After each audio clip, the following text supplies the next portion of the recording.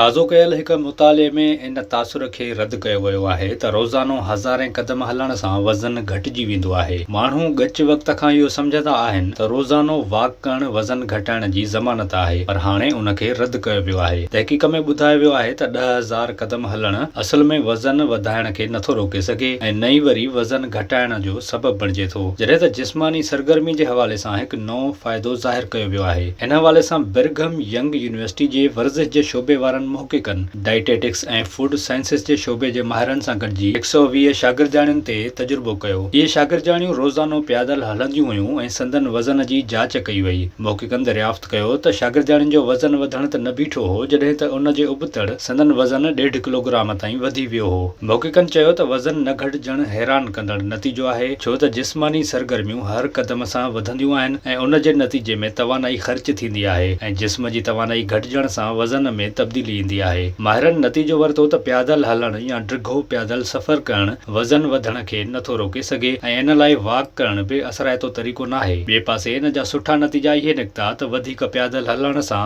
जिस्मानी सरगर्मी ते हाकारी असर पिया ऐं इख़्लाक़ी ऐं सिहत जा फ़ाइदा बि मिली सघनि था।